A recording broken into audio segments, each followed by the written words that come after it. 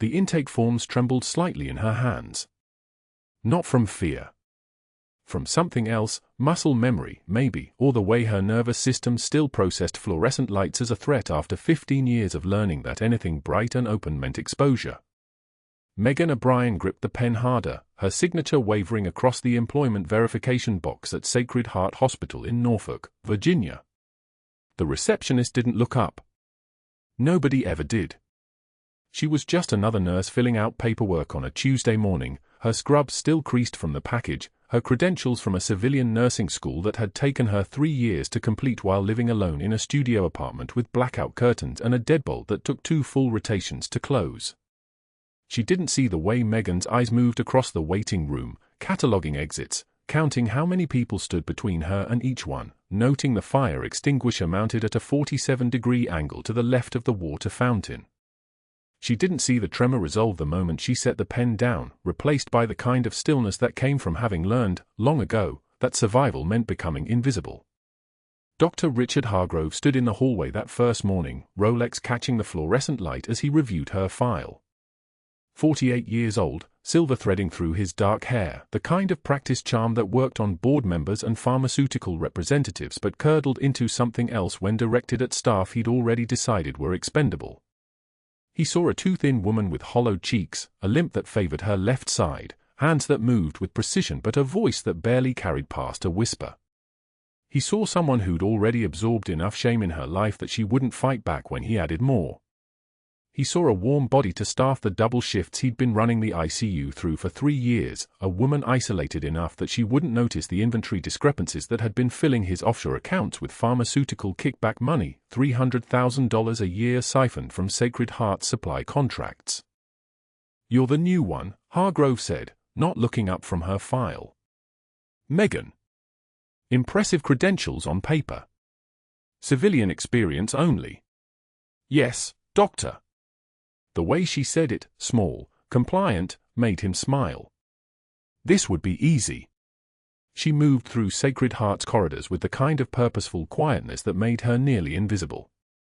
Morning shift, she was the first nurse in the ICU, running through the pre-dawn checklist with movements that suggested she'd done this 1,000 times before, checking oxygen lines on the ventilators, verifying medication locks, scanning barcodes on patient wristbands. The machines hummed their mechanical rhythm around her, a symphony of beeping monitors and the soft hiss of pneumatic beds adjusting. She kept her head down, her scrubs bleached pale from washing, her shoes worn at the heel from a gait that still favored compensating for shrapnel damage along her left spine, damage that would have killed most people, that had killed the man she'd been carrying when the IED went off.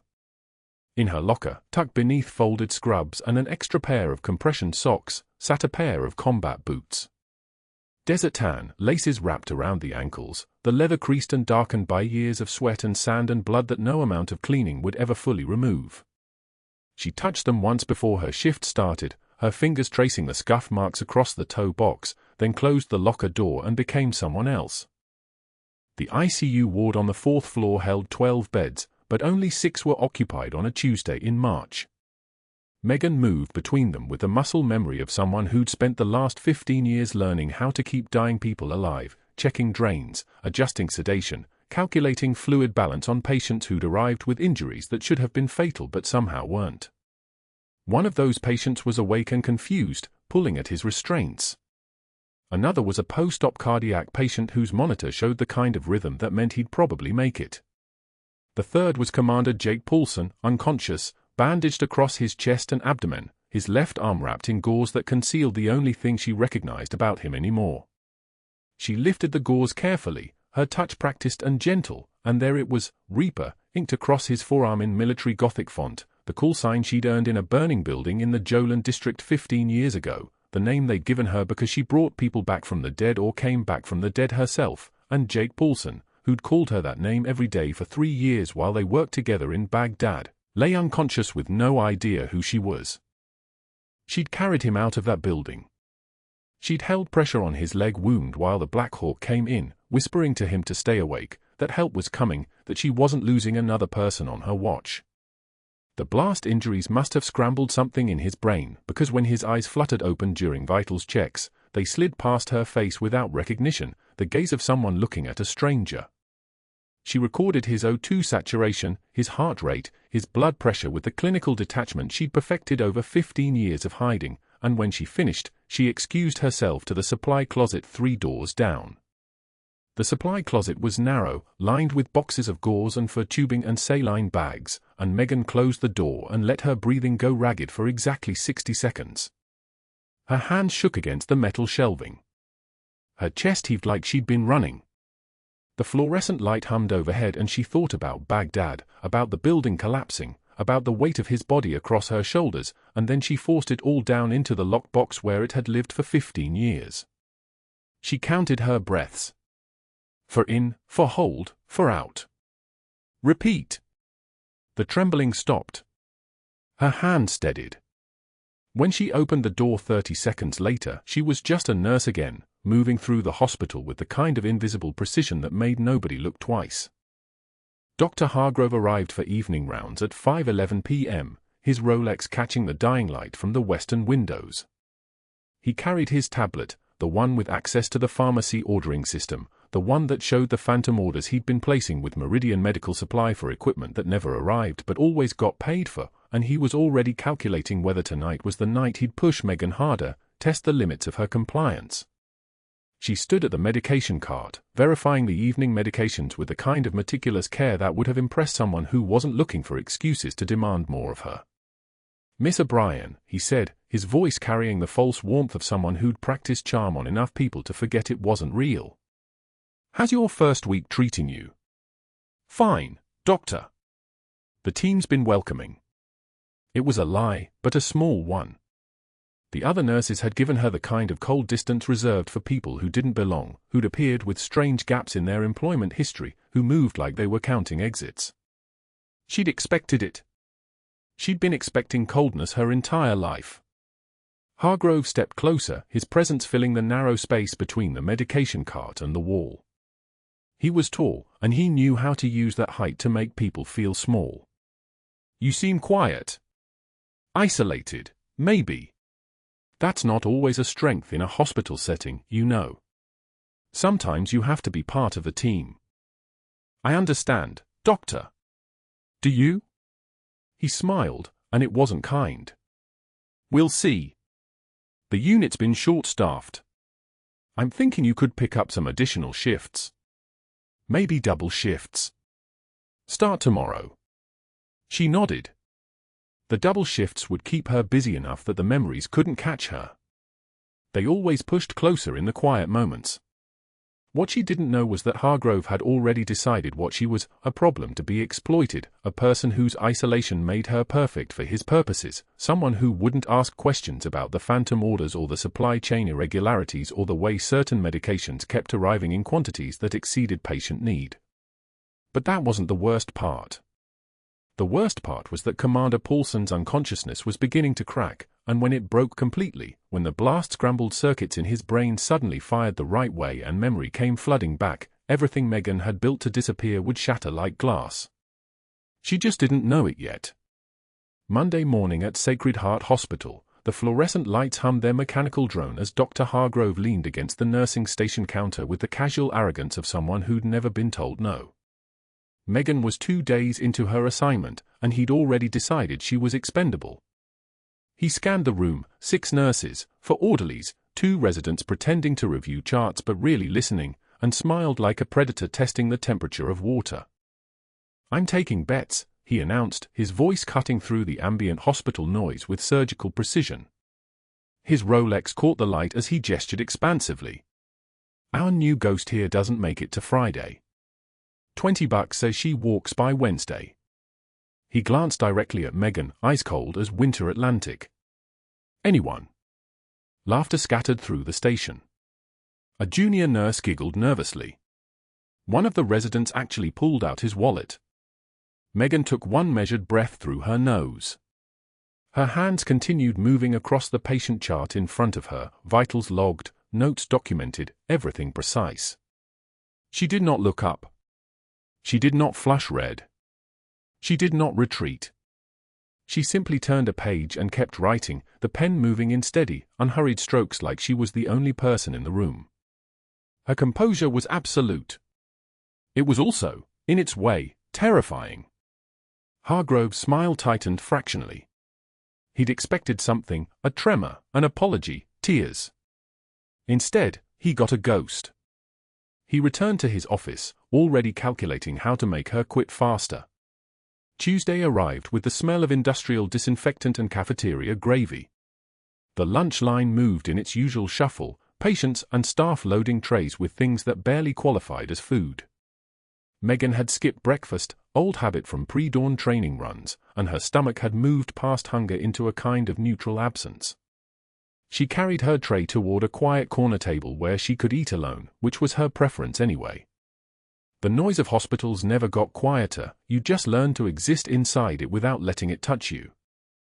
Dr. Hargrove sat at a table near the corridor, surrounded by 3 department heads who laughed at everything he said because he controlled their schedules and their evaluations and their professional reputations. His voice carried across the cafeteria. So this new nurse, absolute disaster. Can't follow basic protocol. Probably shouldn't be. Megan walked past his table. His foot extended, just slightly, just enough, directly into her path. Her left boot caught the tray's edge. The laws of physics took over from there. The tray crashed to the tile with a sound like a gunshot. Soup exploded across white ceramic, the sandwich spun through the air like a pale frisbee, the plastic cup shattered against the floor. The room went dead silent. Every conversation stopped mid-sentence. Every head turned.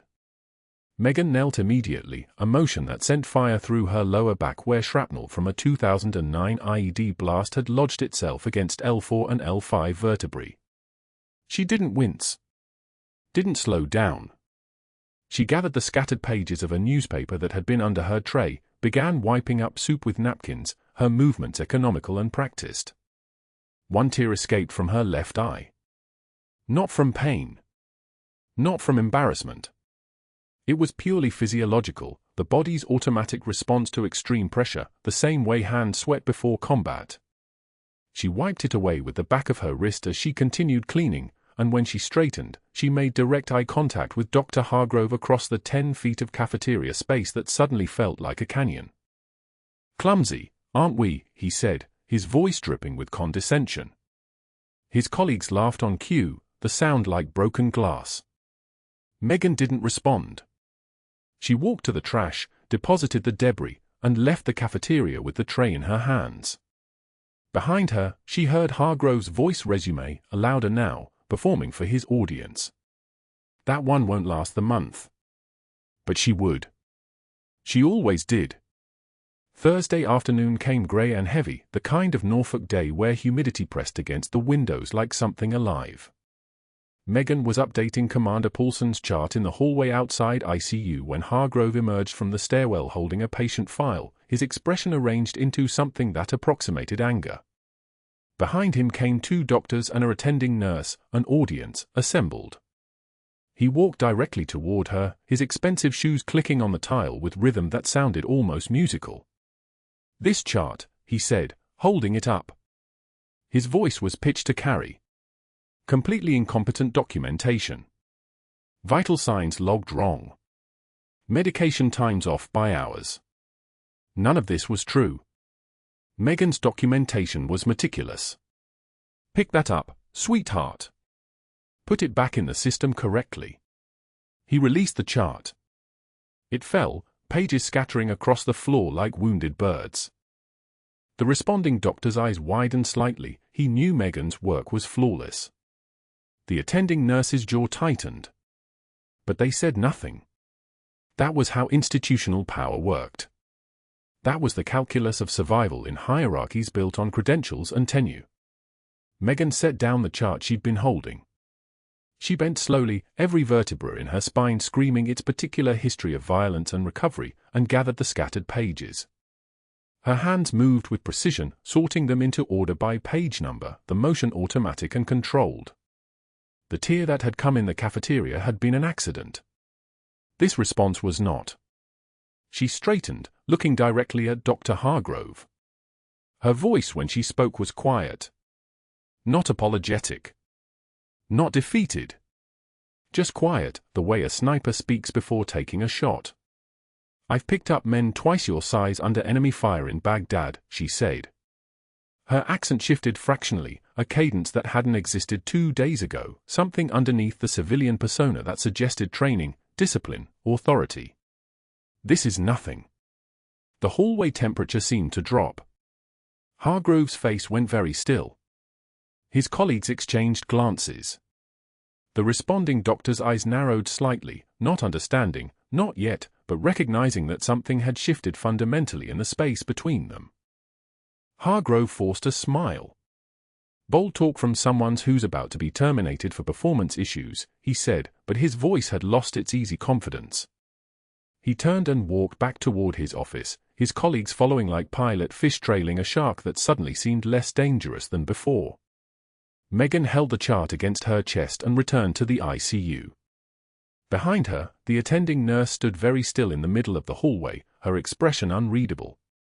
That evening, while the night shift settled in and the hospital reduced to its nocturnal rhythm, fewer voices, more urgent ones, Megan began reviewing the equipment logs during her break. The discrepancies had been bothering her since Tuesday. Quantities that didn't match requisitions. 3 high-cost items signed out by Dr. Hargrove to the supply unit that never appeared in the hospital's physical inventory. Portable ultrasound machines. For pump stands. A full box of Level 1 rapid infuser kits valued at approximately $8,400. But that wasn't the worst part. Friday morning arrived with the smell of rain outside and the smell of fear inside the hospital, at least fear that Megan could now identify in the faces of people who'd crossed Dr. Hargrove and lived to regret it. A man in a suit that probably cost more than her monthly rent arrived at the administrative offices around 10 a.m. Megan passed the hallway intersection and caught a glimpse through the open door, Hargrove, the suited man, an envelope passing between them. Not subtle. Not even trying to be. She heard fragments. Paulson. Procurement. Witness. Problem. The door closed before the context crystallized, but her hands had already moved. She'd photographed the man's license plate from the parking lot, old training, muscle memory she hadn't used in 3 years reasserting itself like a skill that lived in bone rather than memory. That night she pulled Commander Paulson's military file. The classified sections were redacted, but the unclassified portions told enough. He'd been investigating procurement fraud in Baghdad in 2012, military medical supply contracts, corruption tunneling money back to civilian vendors. His Humvee hit an IED en route Michigan. He'd been extracted by helicopter, his unit scattered, his investigation terminated. And he'd survived long enough to remember the person who'd pulled him from the burning vehicle at 03 for 7 hours. Someone the army thought was KIA but wasn't. Someone who'd carried him through 3 city blocks of active combat, 2 rounds through her left shoulder, moving on muscle memory and rage and nothing resembling coherent thought. She'd been senior chief petty officer then. She was just Megan O'Brien now. That same morning, Hargrove called in 2 board members to Sacred Heart's administrative conference room. Megan watched through the glass as he gestured with the fluidity of a man who'd practiced this performance. She heard fragments. Concerning behavioral patterns. Escalating situation.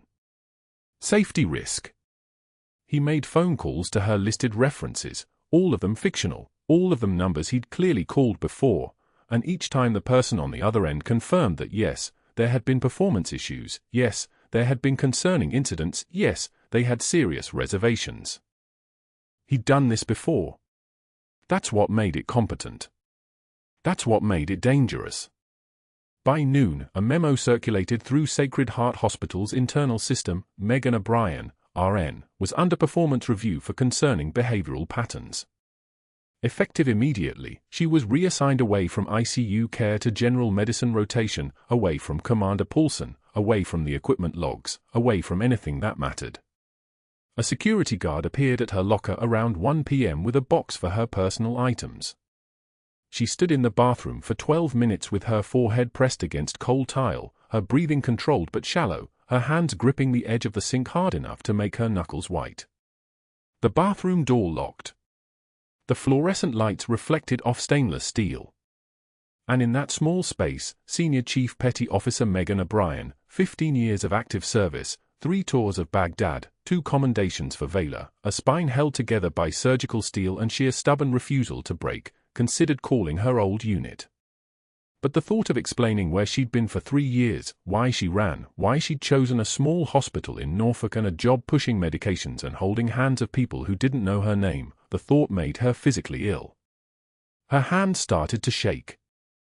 She stood up, splashed water on her face, and looked at herself in the mirror. A woman in scrubs with eyes like slate and a jaw set hard enough to crack teeth. She returned to the locker room and touched the pair of worn combat boots she kept at the bottom of her locker, wrapped in a faded unit patch from Naval Special Warfare Group 1. The patch was from another life. The boots were from a woman who didn't exist anymore. She picked them up anyway, pressed them against her chest in the empty locker room while the hospital hummed around her with its machines and its voices and its complete ignorance of what was standing in its midst. Muscle memory was patient. It could wait. Muscle memory was patient. It could wait. But patience had limits, and Hargrove found his on a Thursday morning when Megan was restocking the medication cart outside the ICU. He was returning from a meeting with the supply company rep, the same man whose hand she'd watched receive an envelope thick enough to fund a small surgical ward. Hargrove's Rolex caught the fluorescent light as he approached, his jaw tight, his Armani tie slightly loosened like he'd been gripping something. She didn't look up from the cart. "You're going to be here a while," he said. She registered the flat tone. Not a question. The kind of statement that preceded orders. "Copy that, Doctor," she replied, her voice steady as a metronome. He leaned against the wall, arms crossed, watching her arrange ampules with precision. Around them, the ICU hummed with its mechanical rhythm, ventilators breathing for the unconscious, monitors announcing each heartbeat in electronic pulses. The smell of antiseptic hung thick, that sharp medicinal odor that never quite faded from the walls. "You know what I noticed," Hargrove said. "You don't ask questions. You don't complain. You just work. That's why I'm here. That's why you're *useful*, he corrected, his voice taking on an edge. "There's a difference." He turned and walked back toward his office without waiting for a response. Megan's hands continued their work, for bags lined up like soldiers in formation, each label facing forward. Her jaw had clenched, but only for a moment. The kind of micro-expression that lasted a frame, a flicker. A civilian would have missed it entirely. She was transferring units of expired saline to the disposal bin when the chaos started.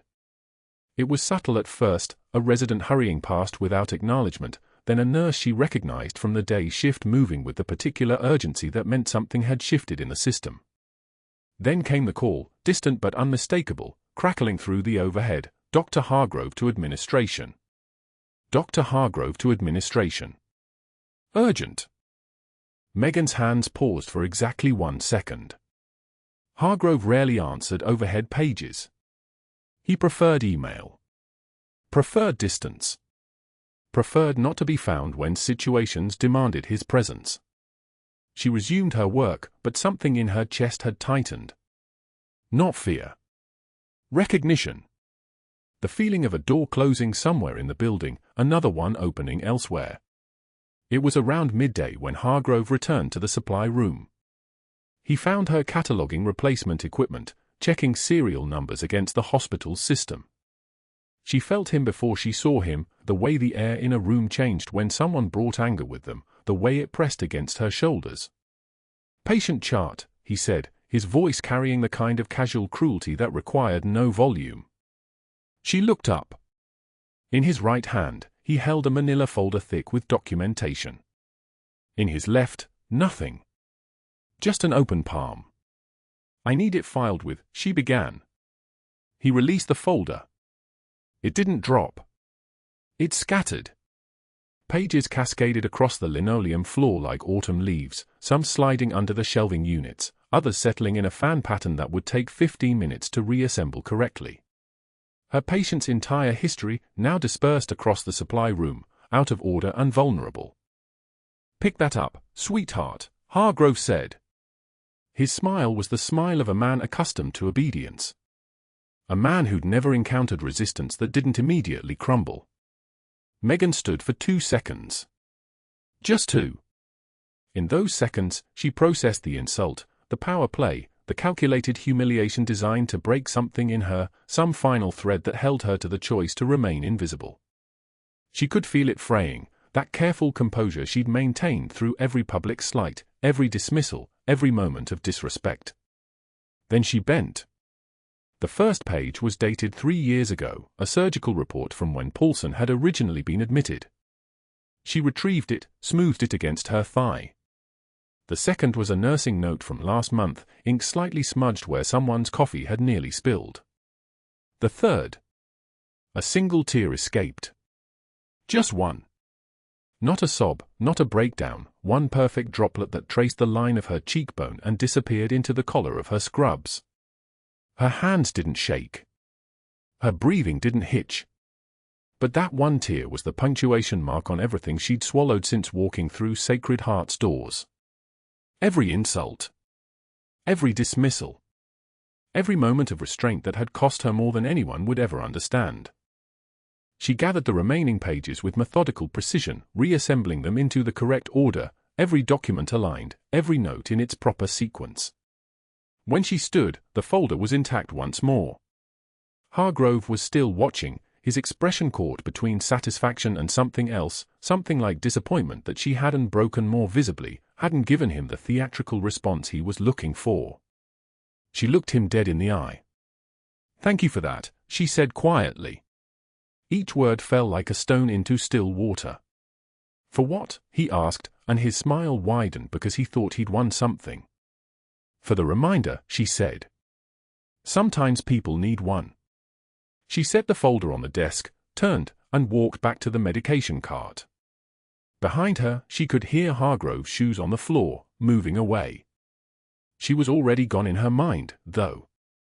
Already calculating. Already remembering that muscle memory wasn't just patience.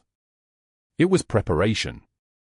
Saturday afternoon came with the kind of weather that made Norfolk feel like it was holding its breath, humidity hanging thick as a curtain, sky the color of bruised steel.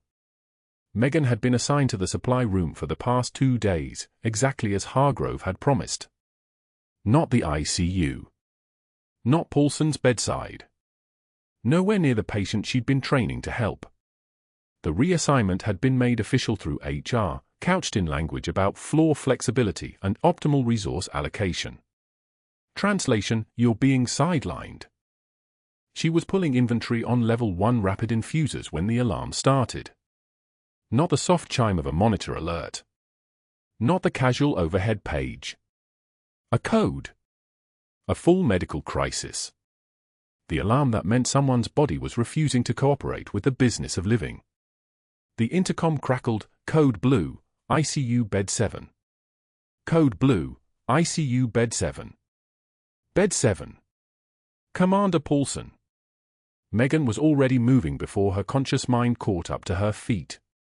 The supply room door swung open and she was in the corridor, the sound of her shoes on tile sharp and rhythmic, 1, 2, 3, 4, moving toward the ICU with the kind of speed that looked casual but covered distance like water downhill. Her hands had already started the inventory of what she'd need. 14-gauge angiocath needle. Sterile prep. What was happening in Bed 7? The ICU doors were visible ahead, maybe 40 feet. She could hear the chaos through them, the urgent voices, the alarm continuing its monotone wail, the sound of equipment being moved with haste rather than precision. The covering nurse. Whoever it was, they were in over their head. Hargrove stepped into her path. He wasn't just standing there. He was positioned like a wall, his whole body blocking the doorway, his expression already rehearsed for this exact moment. Beside him stood a woman in business casual attire, clipboard held close to her chest like a shield. The risk management consultant. The one Hargrove had mentioned during a conversation Megan had overheard 2 days prior. I'll bring in someone from outside, give us documentation that she's the problem, that she escalates situations instead of de-escalating them. You're not assigned to this patient, Hargrove said. His voice was steady, almost bored. The voice of a man following a script he'd written and rehearsed. Bed 7 is coding, Megan said. Not a question. A statement of fact. The assigned RN is managing it. Through the doorway, she could see the monitor. Blood pressure was circling toward nothing. The assigned nurse, a good nurse, a careful nurse, someone named Jennifer who'd been on the floor for 7 months, was fumbling with an 4-line, panic moving through her movements like current through water. And Paulson's chest wasn't rising with each ventilation. His lungs weren't exchanging. His body was telling them something with every flat line of his chest, every dropped number on the monitor. Tension pneumothorax. Air trapped in the pleural space, collapsing his lung, compressing his heart. Every breath the ventilator pushed was making it worse. He was suffocating from the inside out, and the only thing that would save him was decompression. A needle. Second intercostal space, mid-clavicular line. 20 seconds, maybe 30. Muscle memory and procedure. Jennifer was reaching for a central line kit. Not what he needed. Not what would stop the clock. He needs needle decompression, Megan said, her voice dropping to command frequency, not louder, but somehow filling all available space. Second intercostal space. He's coding now. You're not authorized, Hargrove repeated. She watched for 5 more seconds as Jennifer's hands wavered over the equipment, as the monitor continued its downward spiral, as Paulson's body began to betray the electrical impulses that were keeping him alive. 5 seconds. A child's lifetime. A soldier's forever. Muscle memory took over. She didn't sidestep Hargrove so much as move through the space where he was standing, not pushing, just occupying the area he'd been defending. The consultant stepped backward, startled. Behind her, she heard Hargrove's voice rise, indignant and already calculating how this would be framed. She violated direct orders. Security. I need security in the ICU. But Megan was already at Paulson's bedside. She didn't ask permission. Didn't announce herself. Just moved with the terrible fluid precision of someone whose hands had done this before, in conditions exponentially worse than a climate-controlled hospital. She pulled the sterile prep kit, found the landmarks, first rib, second intercostal space, and her hands moved as if they were separate from her conscious mind. The needle went in. The hiss of air escaping. A sound like a tiny scream, like pressure being released from a sealed system. His breathing changed immediately. The ventilator's resistance dropped. The oxygen saturation on the monitor began its climb, 68, 72, 79, 85, each number a small victory, a reprieve. She steadied his chest with one hand, her other monitoring for the breathing, watching his color begin to normalize as his lungs remembered how to exchange oxygen, how to keep him alive. Jennifer was staring at her with something between relief and confusion. She violated direct orders, Hargrove said again, louder now, to the 2 security guards who'd appeared in the doorway. His voice had taken on an edge of desperation, a man watching his narrative collapse in real time. Paulson's eyes fluttered open. Just for a moment. Just long enough to meet hers. For an instant, one impossible instant, she thought she saw it.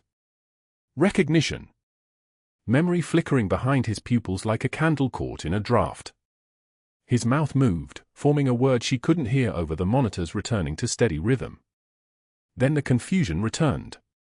The blank stare of a man whose mind was still locked in whatever darkness the blast injuries had sealed him into. No memory. No recognition. Just a patient looking at a nurse. Step away from the bed, one of the security guards said. Megan released his arm and straightened, her hands dropping to her sides. The adrenaline that had flooded her system was already recycling, burning off, leaving behind something colder. Something patient. She needs to come with us, the other guard said. As they led her out of the ICU, past Hargrove and the consultant and the evidence they were already assembling of her instability, her violation of protocols, her dangerous judgment, she caught sight of Paulson one more time. His eyes were closed. His chest was rising and falling. Alive. Still alive. That was all that mattered. That was all that would matter right up until the moment 3 days later when everything changed. But she didn't know that yet. Neither did Hargrove. Neither did anyone inside Sacred Heart Memorial, where a scandal was about to arrive in the form of 200 personnel in dress uniforms, carrying documentation that would dismantle everything Hargrove had carefully constructed. The ICU at Sacred Heart Memorial existed in a suspended moment of fluorescent silence, the kind of quiet that only happens when machines are doing the breathing for you. Monitors beeped their metronomic rhythm. Ventilators wheezed. Commander Jake Paulson lay in bed 7 with his eyes open but empty, his forearm still bearing that tattoo, Reaper, like a ghost of something he couldn't remember. Megan had finished her morning rounds. She'd checked his oxygen saturation. She'd adjusted his sedation. She'd done what a nurse does when the person in the bed is just another patient, not the man who'd saved her life in a burning building 13 years ago while Baghdad burned around them both. That was Wednesday morning at 8:24 a.m. By 8:53 a.m., the man with the gun had arrived through the loading dock using a stolen maintenance badge. His name was Marcus Webb. 26 years old. Hired by the supply company's director for $18,000 and a promise of untraceable cash. He'd been told exactly where to find Commander Paulson. He'd been told the witness would be vulnerable. He'd been told what would happen if the commander ever testified about the procurement scandal that reached all the way up to Dr. Hargrove's offshore consulting fees and the kickback scheme that had been running for 3 years and 4 months. Webb took the stairwell 2 steps at a time. His hands weren't shaking.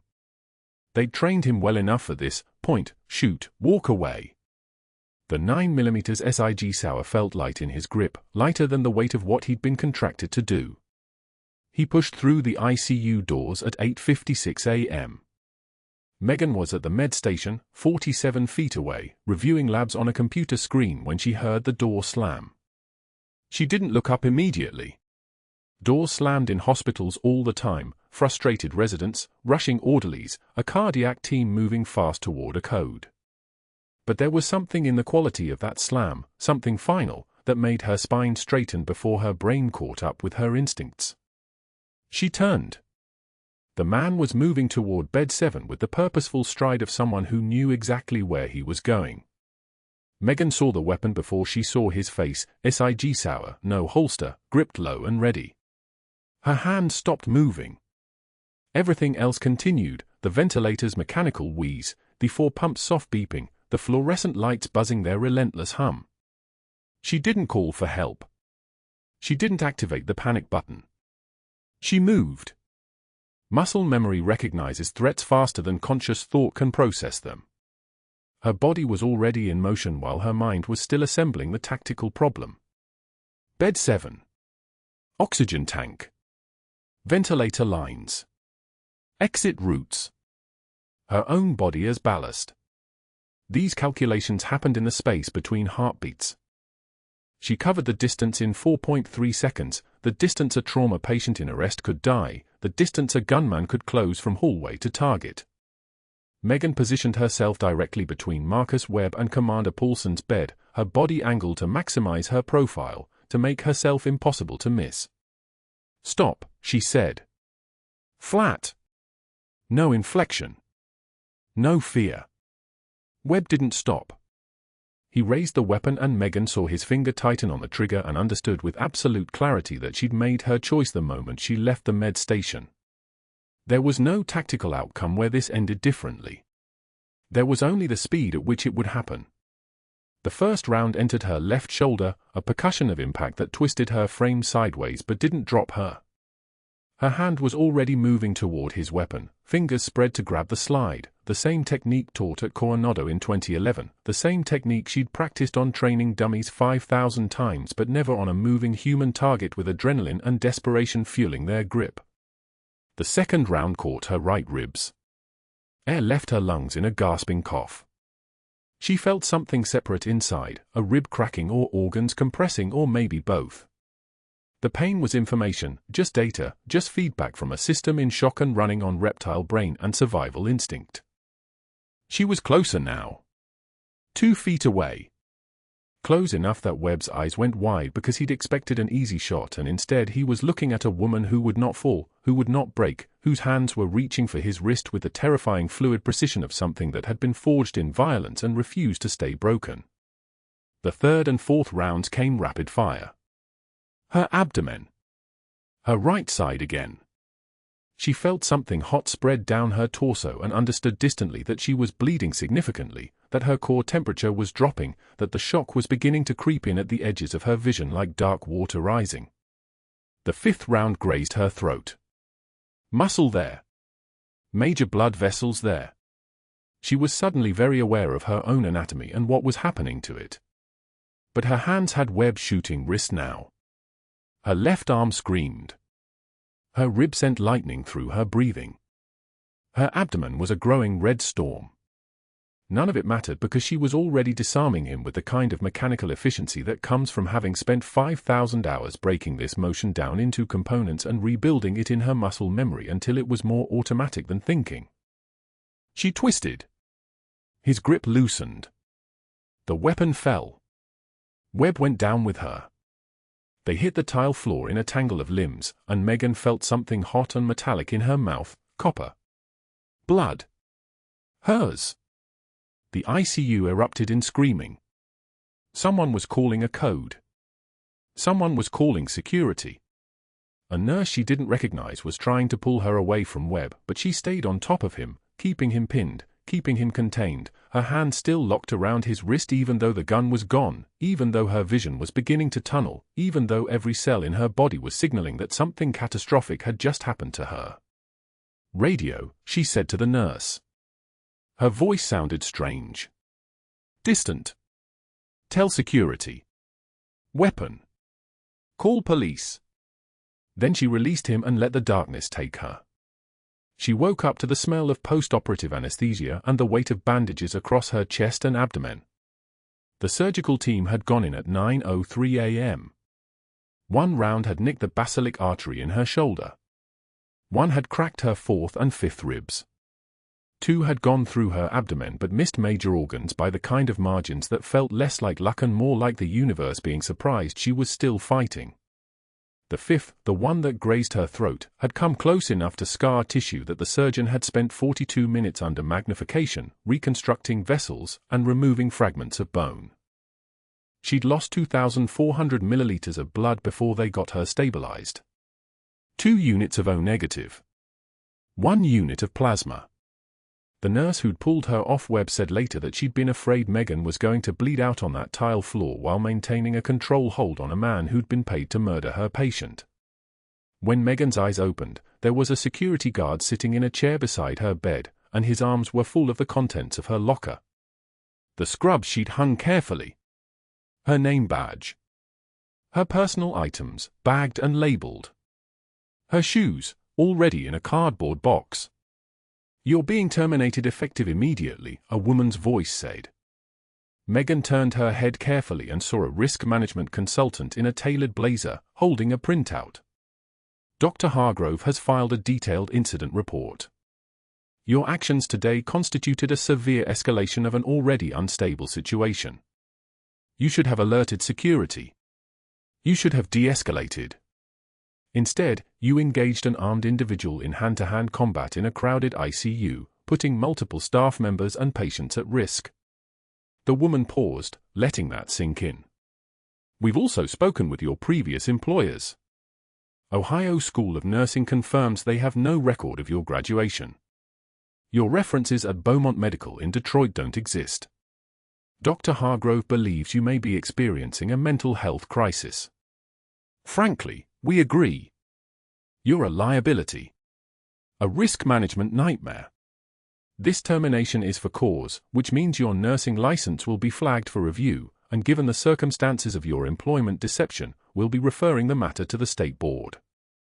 Megan didn't speak. What was there to say? The people she'd been in that ICU with didn't know her. They saw a nurse. A new hire. An unstable woman who'd broken protocol and exposed everyone to danger. They didn't see the muscle memory. They didn't see the training. They saw a mental health crisis, and the institutional logic of hospital administration would protect itself, would protect Hargrove, would protect the status quo. The security guard placed her cut badge on the bedside table. The laminate had been literally cut in half with a pair of scissors, severing her name and her identity and her access in one symbolic gesture. 3 days later, still wrapped in surgical tape, still moving like her ribs were made of glass, still wearing a neck support that made her look like someone who'd survived a car accident rather than an execution attempt, Megan stood in the rain at Holy Cross Cemetery. Danny's grave was in the northeast corner, the section where they planted the wives of men who died in service. Daniel O'Brien. 1987 to 2019. A Bronze Star. A wife who kept moving forward. A woman who'd carried him out of a burning FOB in Helmand Province but couldn't save him from the infection that took him 3 months later, back at Walter Reed. The rain was cold. The kind of Norfolk rain that came horizontal, that found every gap in your jacket, that made you question why you were standing in a cemetery instead of anywhere with heat. Megan pressed her forehead against the headstone and the marble was colder than the rain. "I failed again, Danny," she whispered. "I couldn't even stay hidden long enough to heal." The rain hammered down like it was trying to answer her. Like it was trying to tell her something. But Megan already knew what it was saying. She'd broken her own rules. She'd let someone see her. She'd allowed her muscle memory to override her anonymity, and now the only future she had left was the one she'd been running from.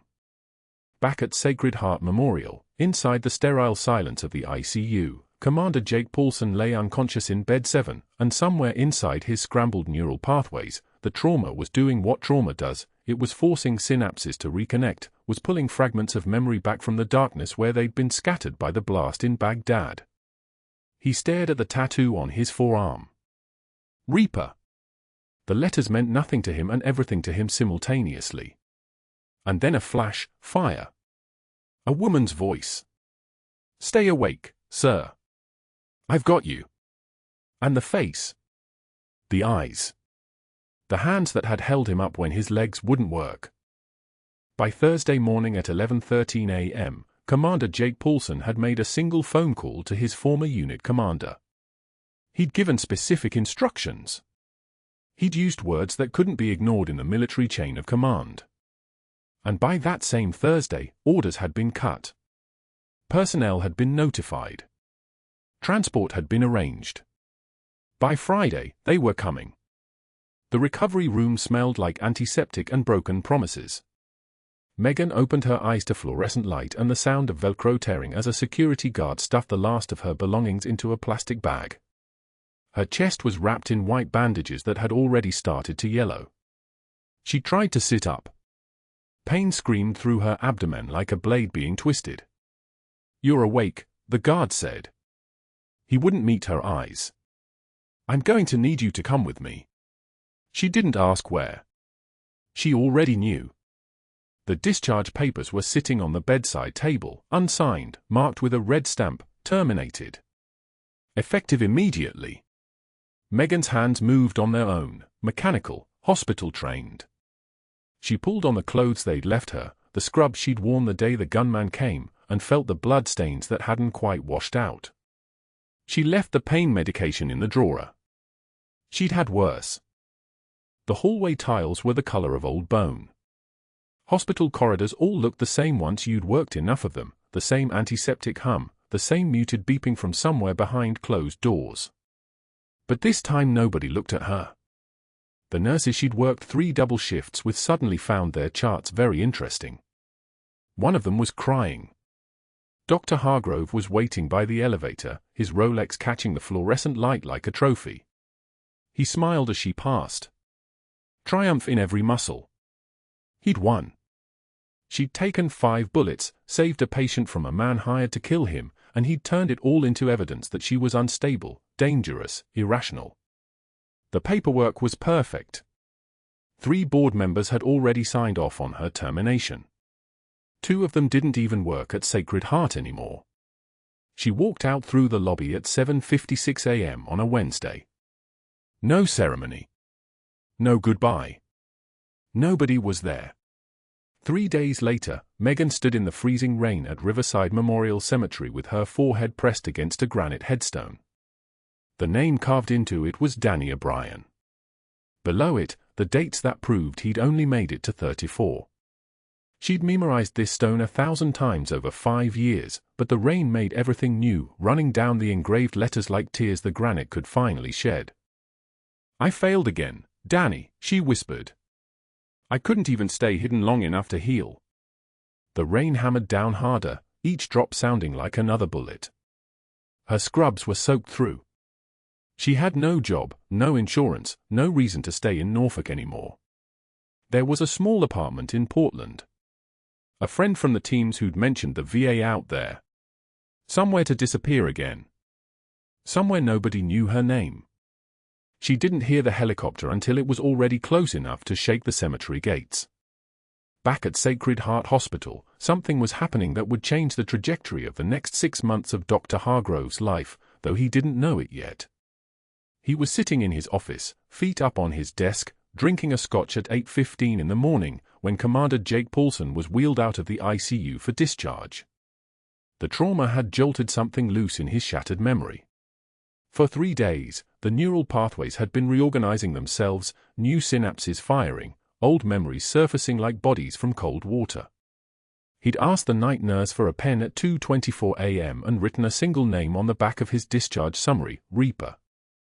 When they wheeled him to the exit to meet his daughter, he saw the security guard escorting a woman in hospital scrubs toward the loading dock. Her shoulders were curved inward. Her movements were careful, painful. She was leaving. They were taking her away. And something snapped back into place in his fractured mind. Not all of it. Not yet. But enough. He pointed at her retreating figure and rasped one word, his voice like gravel being pulled across concrete, Reaper. The security guard paused. The 3 orderlies paused. Everyone paused. "Get me a phone," Commander Paulson said. "Right now." He made a single call. 1. To a number that rang through military channels like a depth charge detonating. He gave a name, a location, and a call sign. Then he sat back and waited. 2 hours later, the first helicopter touched down in the parking lot of Sacred Heart Hospital. The second one landed before the rotors on the first had finished spinning. By the time the third landed, the fire department had stopped trying to answer the phone. 200 sailors in dress white uniforms emerged in perfect formation, SEAL Team 3, Charlie Platoon, members of the 160th Special Operations Aviation Regiment, 2 active duty commanders from Naval Station Norfolk, and a 3-star admiral who'd commanded operations in Baghdad back when Megan was still willing to use her real name. They lined up in the lobby. They lined up in the hallways. They lined up outside the ICU. Dr. Hargrove was still on his 3rd scotch when hospital security finally came to get him. "You need to see something," they said. What he saw was 200 uniformed military personnel standing at attention. What he saw was Commander Jake Paulson in a Navy captain's cover, his daughter at his side, pointing to a thin woman in scrubs with her hand pressed over the bandages covering 5 bullet wounds. What he saw was the end of his career arriving at the speed of sound. Paulson's daughter stepped forward first. She was 12 years old. Her voice cracked as she spoke, but the words were crisp as orders, Senior Chief Petty Officer. Not a nurse. Not a transient employee. A Senior Chief Petty Officer. The 2nd highest enlisted rank in the United States Navy. The hospital lobby went so quiet you could hear the rain outside hitting the glass doors. A trembling nurse whose hands had been shaking since she'd heard the helicopters pulled a tablet from her pocket and began to read from a declassified file. Her voice wavered but didn't break. Bronze Star for exceptional service under fire in Fallujah, 2005. Bronze Star for leadership during the Siege of Sanjin Valley, 2007. Bronze Star for combat casualty care and medical innovation in a forward operating base with zero support, 2010. 2 Purple Hearts. Multiple commendations. Another pause. Megan felt the air pressure change around her, felt the weight of 200 pair of eyes understanding something they hadn't 2 minutes ago. Then a SEAL team leader in a dress uniform stepped forward. His voice sounded like a tank idling in a garage, low, immense, capable of terrible things. "And the Navy Cross," he said, "for carrying 8 wounded sailors through a minefield while absorbing shrapnel to her spine. For staying behind when she should have evacuated. For saving people she didn't even know had made it through the blast radius. The Navy Cross. The second highest medal for valor in the entire U.S. military. The medal that meant you had looked at death in the eye and refused to blink first." Dr. Hargrove's Scotch glass slipped from his hand and shattered on the tile floor. The sound was tiny and enormous at the same time. He bolted, turned and ran toward his office because in that office was a desktop computer with access to the hospital's security system. If he could delete the footage of him blocking Megan from entering the ICU when Paulson's pneumothorax was developing, the footage of him pocketing cash from the supply company representative, the footage of him smiling while telling the board members to fire her for escalating the situation, then maybe there was still a way out. Maybe the story would stick. Maybe nobody would believe a woman with PTSD over his credentials. He made it 17 steps before a Marine named Torres stepped out from behind a support column. Torres had been in the lobby that afternoon when the supply company rep had transferred the envelope. Torres had a server background before he'd joined the medical records department. Torres had been watching Dr. Hargrove's digital footprint for 3 weeks after noticing the equipment discrepancies that Megan had tried to report. "Sir," Torres said, "you're not going anywhere." Hargrove shoved past him, but Torres grabbed his wrist with the kind of strength that came from 5 deployments and a lifetime of knowing what happens when you don't pay attention to details. The doctor's arm twisted at an angle his gym trainer had never prepared him for. "I already saved the files," Torres said calmly. "All of them. 3 redundant backup drives. Already forwarded to the FBI. Timestamps, metadata, everything. Equipment orders, kickback schedules, falsified inventory logs.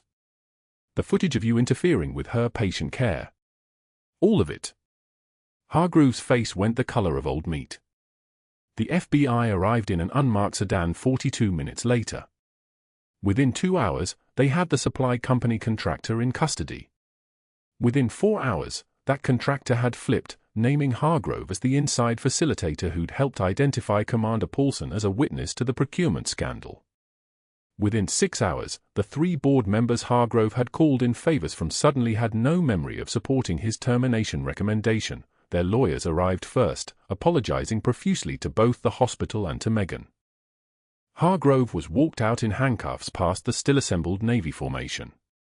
Past Megan standing with Paulson's daughter clutching her hand. Past the nurses who had laughed at his bet. His face was the color of surrender. His Rolex caught the afternoon light one last time before an evidence technician placed it in a plastic bag. Federal auditors froze his accounts by evening. His medical license was suspended by Monday. The bar complaints started arriving by Wednesday. 6 months later, Megan was driving through a strip mall in Norfolk when she saw him through the window of a Century 21 office. Dr. Hargrove was sitting at a folding table with cheap insurance brochures fanned out in front of him like a failing magician's final trick. His suit was ill-fitting, the kind that came from a discount rack. His watch was plastic. Potential clients walked past without stopping, the way people walk past beggars, with that particular kind of visual erasure that comes from recognizing rock bottom. She paused for just a moment, felt nothing but distant pity, and continued walking. She was heading to Sacred Heart Hospital, where her new credentials had been processed. Director of Trauma Services at the VA Hospital in Portsmouth, a position that had come through a 3-star admiral who'd served with her in Baghdad and remembered the kind of warrior who didn't need anyone's permission to save lives. The offer had come with a salary that made her feel guilty for a full hour until she realized she'd earned it through 5 bullets and 15 years of invisible heroism. Commander Paulson's daughter was in the passenger seat, chattering about pre-med programs and shadowing days. Her name was Sophie. She was 13 now. She'd asked to spend Saturdays at the VA, learning trauma medicine, learning from the woman her father said had saved his life in Baghdad and again in that ICU. They'd bonded over coffee and conversations about fear and what you do when running stops being an option. Megan's new office was on the 3rd floor, windows overlooking the Elizabeth River. On the wall, mounted in a shadow box beside her certification, sat a pair of worn combat boots. She'd kept them hidden in her locker for 5 years. The leather was scuffed. The laces were frayed. The soles were worn through in places, holes where the sand of Baghdad had worn them thin. Beside them was her Navy Cross on its ribbon, and a photograph from her last deployment, her team standing outside a fortified compound, everyone squinting at the sun. A young Lieutenant Paulson was giving a thumbs up, his arm around her shoulders. Sophie stared at the shadow box for a long moment when they arrived that first day. "That's you," she said, tracing the frame. "That's really you." "That's who I was," Megan said quietly. "Are you still her?" Megan thought about the 5 bullets. The freezing rain at Danny's grave. The isolation of 3 years wondering if she'd ever be worth finding. She thought about the 200 uniforms and the moment her voice had changed from a whisper to a command. She thought about showing up when every instinct screamed at her to run. "Yeah," she said finally. "I think I am." At the hospital dedication ceremony 3 weeks later, a young corpsman who'd only heard the stories asked Megan how she'd found the courage to come back, to step out of the shadows after everything that had happened. Megan touched the shadow box. Touched the worn leather of those boots that had walked through Baghdad and through 2 decades of pretending to be smaller than she was. Her fingers lingered on the photograph, on Paulson's face when he'd still remembered her name. "You don't need a badge or a gun to be a warrior," she said quietly. "Sometimes the hardest fight is just showing up when everything in you says hide." Sophie was standing beside her, holding her hand. Behind her, Paulson was watching his daughter watch the woman who'd saved both their lives find a way to stop running. And in the parking lot below, Torres was changing out of his uniform, heading home to a wife who deserved to know he'd done something that actually mattered. The rain that evening smelled like salt and possibility. Like this video if you believe in honoring those who served. If you have military in your family, past or present, we'd love to hear about it in the comments. Subscribe and let's keep going.